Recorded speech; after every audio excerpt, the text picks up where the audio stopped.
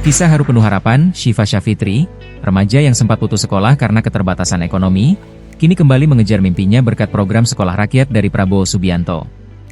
Dengan fasilitas lengkap dan pendidikan gratis, ia bangkit dari keterpurukan dan bertekad meraih cita-cita.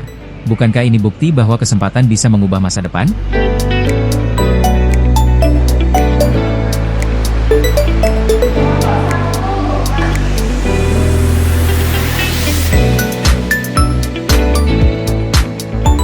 Karena ekonomi keluarga saya, jadi saya putus sekolah di tahun ajaran 2024 kelas 8 naik ke semester 2 berdua sama ibu, nanti juga pas jual baju juga sama ibu berdua terus. Seragam dan baju tidur, baju untuk di asrama juga dikasih dari sekolah rakyat tanpa dipungut biaya sebesar.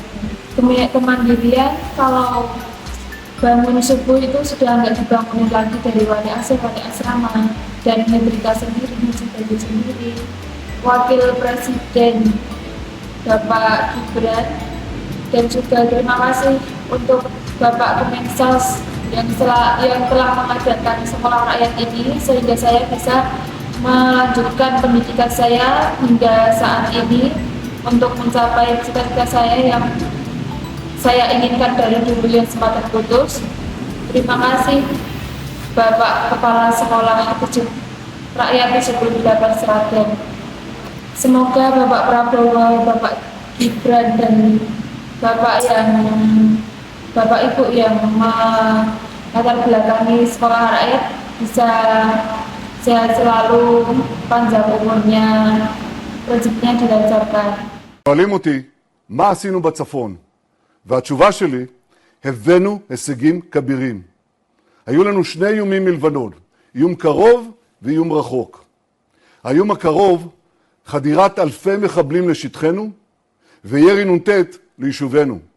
והאיום הרחוק, שנסראללה בנה אותו במשך שנים, ירי של 150,000 טילים ורקטות, שנועדו להחריב את ערי ישראל. את שני האיומים האלה הסרנו. עכשיו תראו מה עשינו.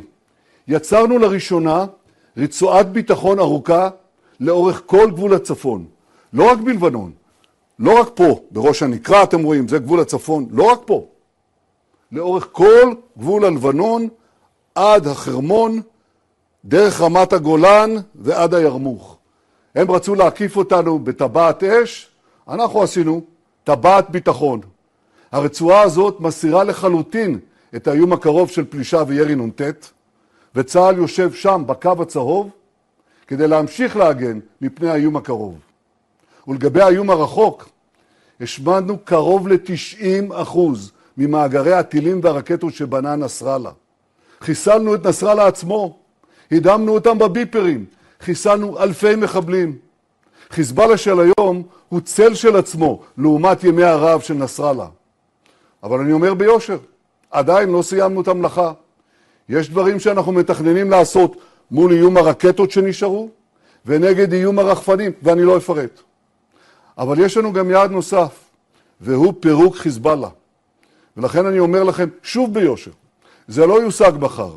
זה דורש מאמץ מתמשך, זה דורש סבלנות, זה דורש אורך רוח, וזה דורש ניווט מושכל בשדה המדיני.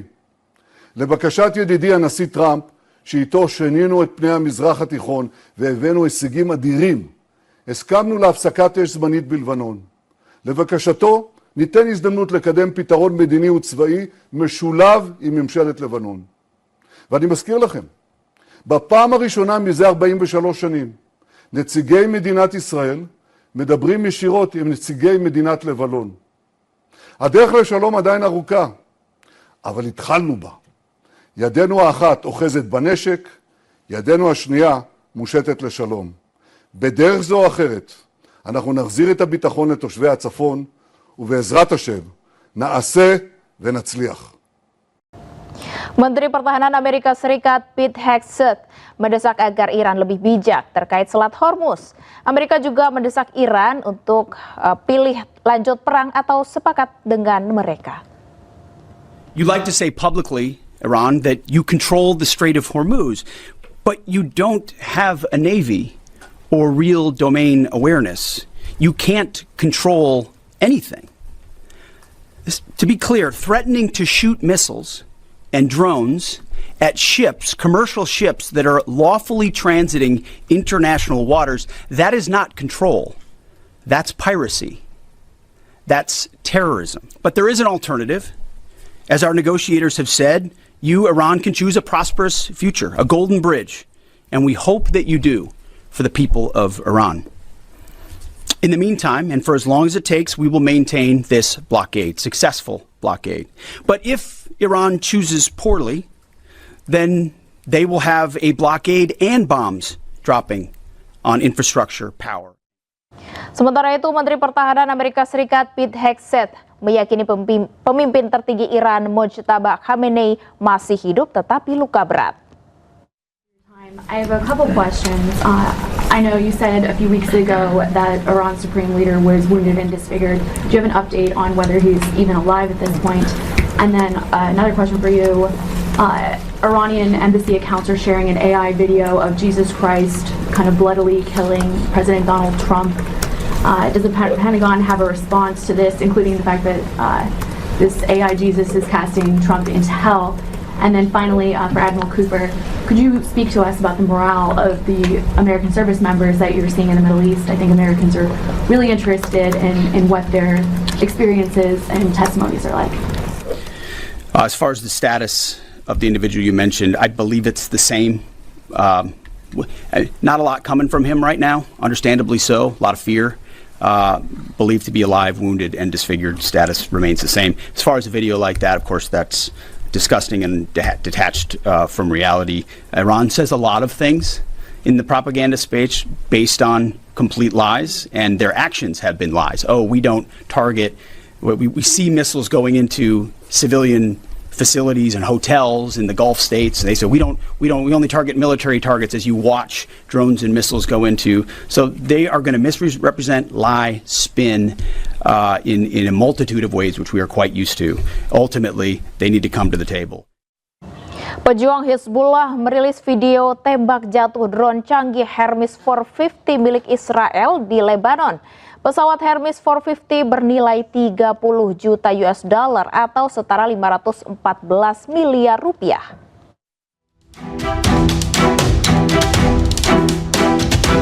Drone canggih milik Israel, Hermes 450, ditembak jatuh oleh pejuang Hizbullah.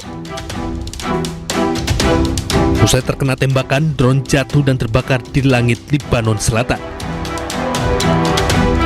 Drone Hermes 450 berfungsi sebagai platform intelijen, pengawasan, dan pengintaian untuk pertahanan Israel. Pesawat Hermes 450 ini bernilai 30 juta US dollar, setara 514 miliar rupiah.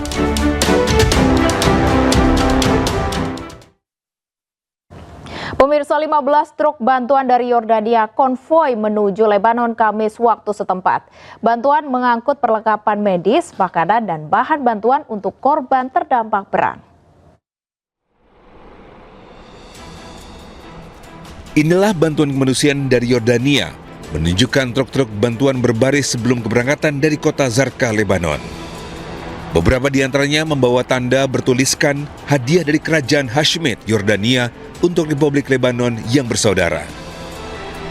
Konvoi tersebut kemudian terlihat melaju dari sepanjang jalan Zarqa Mafraq sebelum melintasi perbatasan Jaber menuju Suriah.